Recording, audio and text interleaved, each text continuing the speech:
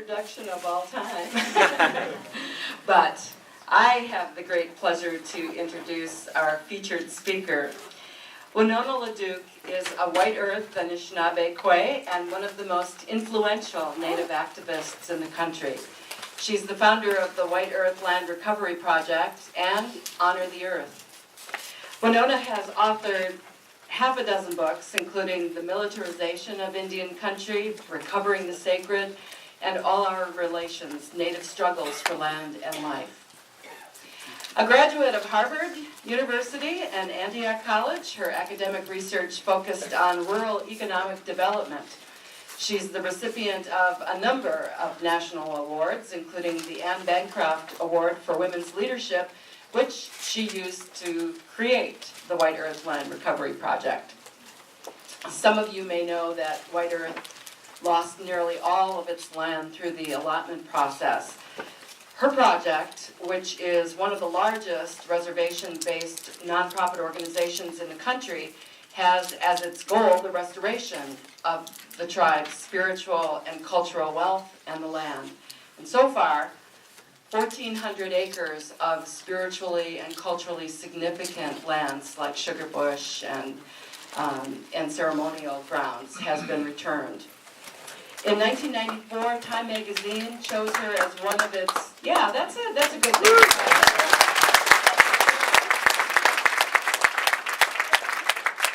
In 1994, Time magazine chose her as one of its 50 most promising young leaders, and boy, were they right. 3 years later, Ms. Magazine named her Woman of the Year.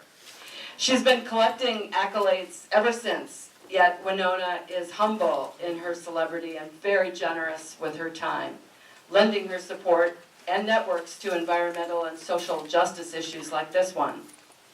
She is a mother, having raised 6 children, and dozens of young people call her grandmother.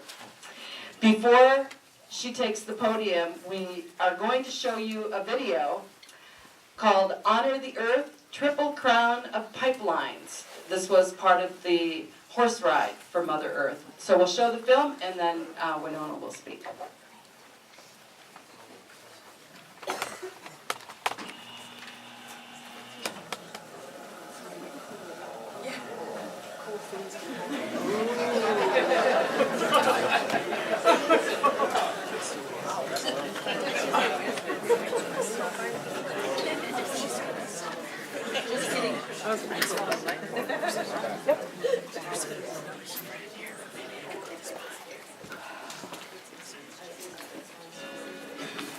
There's a beauty in the breath of horses.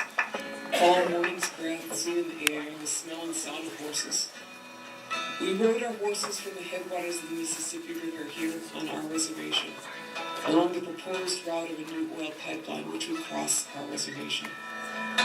It was a third of a series of rides on pipelines. We're not protesters, we're protectors. That's who we are. Are you ready? And this we call the Triple Crown of Pipeline Rides. Can you hear that in the back? Up. That's louder.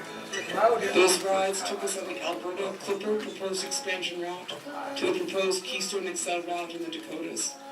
Where riders from the White Earth Reservation joined with the Lakota to ride between Mount Lee and Takini on the Cheyenne River Reservation.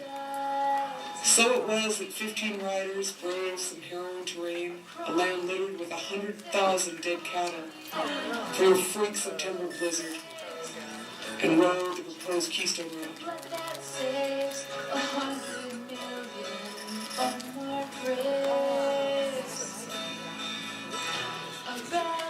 Relatives are watching our spirit helpers here. 500 years of genocide. Who's left to hear? Who's left to hear? And then we came home to our own reservation, where no pipeline is proposed to cut near our largest wild rice lake. That pipeline will carry fracked oil from the Dakotas. Much of this comes from the homelands of the Arikara, Mandan, and Hidatsa people, also known as the Fort Berthold Reservation, which is under assault by oil companies, and where water and people are challenged not only by a pipeline, but also by a proposed refinery.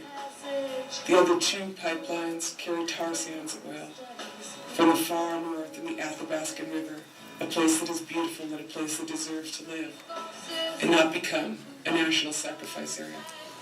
Athabascan River region is a pristine ecosystem. That is until the oil companies come that way. Thus far, 3% of that oil, considered because of its extraction method to be the dirtiest oil in the world, has been ripped from the ground. The boreal forests are being turned into sand dunes. Alberta has become the third largest oil-producing state, aka nation, in the world. That oil is being extracted without infrastructure to move it. Hence the push for a pipeline, any pipeline. What's at stake is a lot of water and a lot of risk. In Minnesota, it's wild rice, water, and oil. The Enbridge pipeline is proposing to both expand present Alberta Clipper, doubling its capacity, and making it the largest tar sands pipeline in the United States. In the Dakotas, it is a land without a single pipeline across it and one large aquifer, the Oglala. The Enbridge company also wants to construct a 610-mile pipeline from near Tioga, North Dakota, to Superior, Wisconsin. That would carry fracked oil. This is also the same oil as the 800,000 gallons which devastated a Tioga farm in North Dakota early in October. Farmer Stephen Jensen walked into his field and could smell the oil.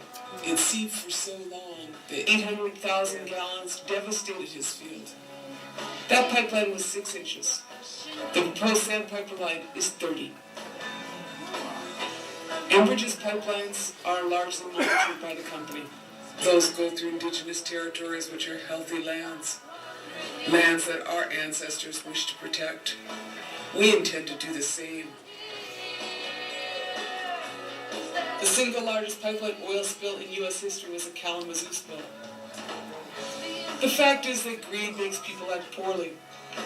Rather than investing into efficiency, infrastructure, and renewable or safe energy, the push is to extract as quickly as possible by any means necessary to move that oil by any means necessary. Right now, most of the oil moving in this country from the Bakken fields moves on railway. That's up to about 380,000 rail cars projected to move this year.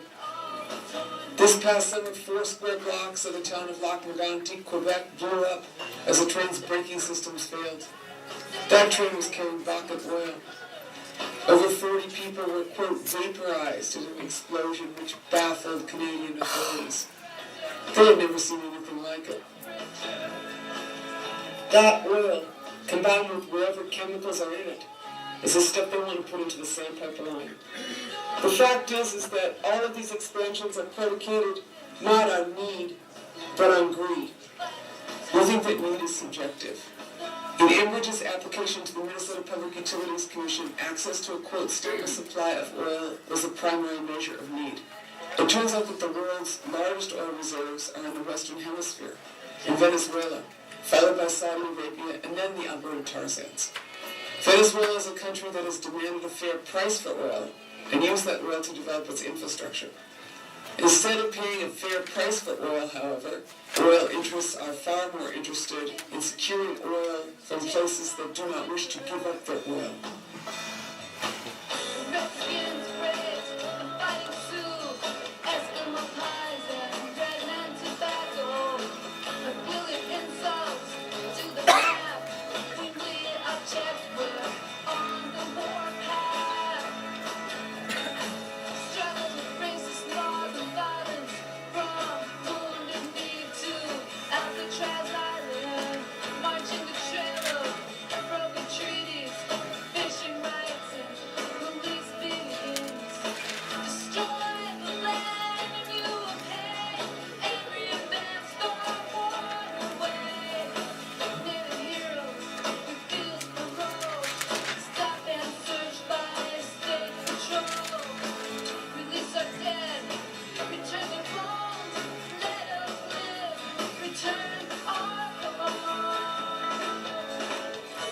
Our people remain committed to protecting our land and water. This is what we were instructed to do by our ancestors, and that is our covenant with our ancestors and our Mother Earth. That is also our covenant with the generations yet to come. This is not just a Native issue, an Indigenous issue. It affects us all. Whether you have feet, wings, fins, or roots, we are all in this together. No corporation has a right to this land, water, and our future. This is Winona LaDuke for Honor the Earth.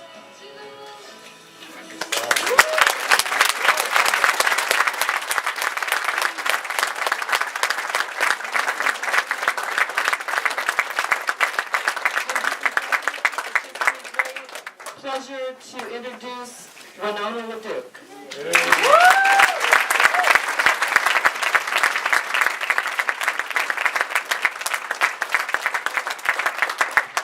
This works too?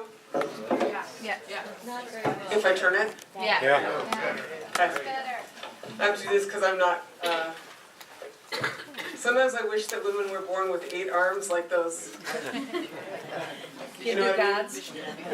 Get a lot more multitasking done and all, so. Ani nindo ay magandang nigagay kitmagas. Bine sikwe to go makwendo de gala bani cog ishkani ganing and dunjava miguch. Thank you all for the opportunity to be here with you today.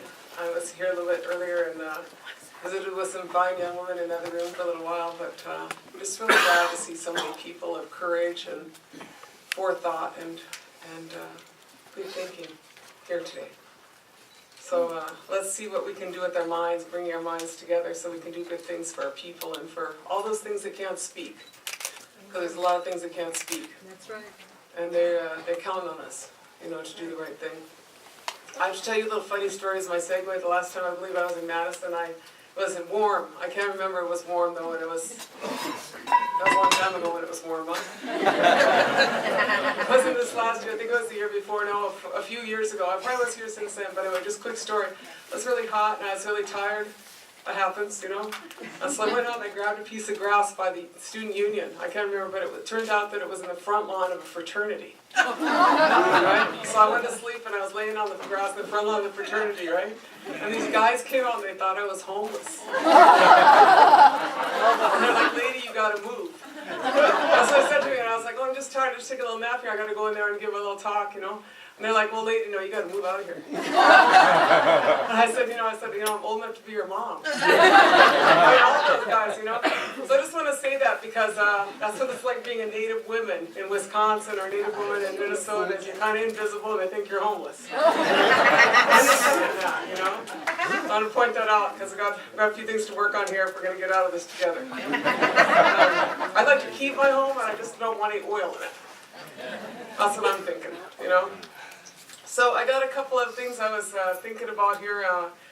First I want to say I got a number of people that I'm working with that came here. Alyssa, it's like someplace I've lost her already.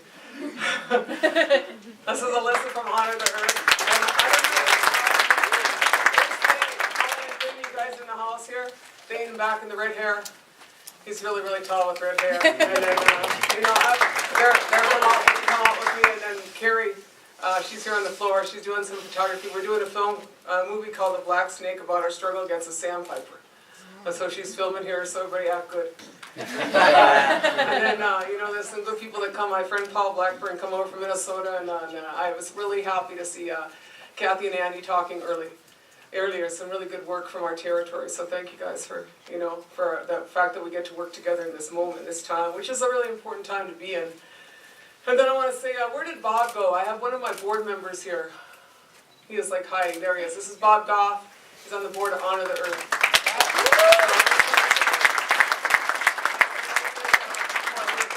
And I did leave all 6 of those children and 17 grandchildren, or however many claim me this week home, but that's next time. So, I think about where we are. We have this moment to do the right thing, which is what we're all talking about here. We're in this, I feel like we're in this sacred moment where we have this opportunity to keep the planet from combusting itself to oblivion. We have an opportunity from keeping them from putting oil in all the water. Things that we cannot pronounce throughout the soil. We have this chance to do the right thing and make a life that is good for our children and our grandchildren. And it is our time. It is the time to take that. And we have to have the courage to do that. That's what we have to have.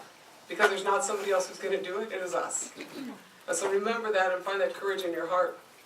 I know that there are a lot of people that are working on this everywhere, I say that, first I want to say that a long time ago we had these prophets that came to our people, and a lot of you know this, you've heard me say this, and a lot of other Anishinaabe people. So those prophets came to us and they talked about this time now, and they referred to it as the time of the seventh fire. And in the time of the seventh fire, they said you're going to have a choice between two paths. And one path will be well-worn, but it will be scorched. And the other path will not be well-worn, and it will be green. And it will be our choice upon which path to embark. That's what those prophets told those Anishinaabe people a really, really long time ago. And I know that that is the path that we're on now. And I think that that is a path that actually we're collectively on, as all people that are living here. You got a choice between paths, And that it is our choice. One is well scorched, and we see what that looks like. We've been talking about it all day. And we also see a path that is not that. That is one where you have local food that is organic. That you do not transport things so far around, that you have energy efficiency, that you treat people and the natural world with respect. That's a totally different path. And it is incumbent upon us to be the people that say that's the path that we're going to take, So I think about it, we have in Minnesota, we in our territory, Anishinaabe, King, I don't like calling this the Midwest. I just have to say, can we think about that term? I think this is the Great Lakes. I want to be part of the geography that is present here, not some geography that is made up by somebody. I don't know what the mid of what west is. Do you understand what I'm saying? It's never made any sense to me, and it's not going to make any sense to me because it makes no sense. We're geographically situated around the Great Lakes, and we have a fifth of the world's water. And that is why we're here, and that is what we have to protect. In our thinking, we have this saying in our territory, which is love water, not oil. Yes. Love water, not oil. You got a choice between the two, and that choice is now. You can live with one, and you cannot live without it. That is true. You cannot live without water, and we all know that. So that is this moment that we're in, and we have to do the right thing to keep that. To keep all that is ours. So I'm going to tell you a couple of stories about what I have seen. I was listening to Andy talk earlier, and I was really proud of you, Andy. Thanks for that. I really like seeing these young people get up there and say these things, I'm old enough to be Andy's mom. He doesn't start calling me Auntie Winona yet, but a lot of people his age do. That's all right. That's good. I'm happy to see that. I want to say Andy's a little bit like perhaps I am. I travel around. I like to stay home. I'm from, northwestern Minnesota, my territory, White Earth Reservation, my Round Lake where I live. It's funny, they say that the last Indian War in Minnesota was on Round Lake, and I say, we ain't done yet.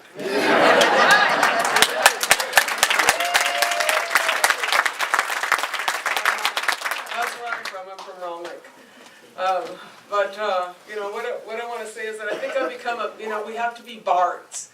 I don't know, y'all see that movie, A Knight's Tale? Okay, I watched A Knight's Tale. That guy who shows up, he's all naked at the beginning? He's kind of confused. He has a great story though, but he starts telling these stories of what people have done.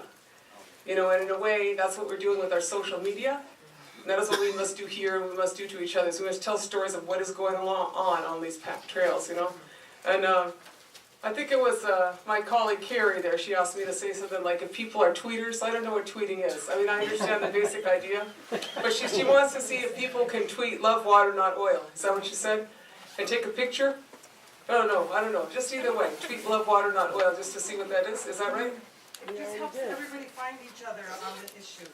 Okay, she says that helps everybody find each other on the issue. I don't really know what that means. But some people are those people that do that, so please do that. I am really a last century person. I'm working on it. But this is what I want to say, is in being a bit of a bard. That's what I decided, I feel like. But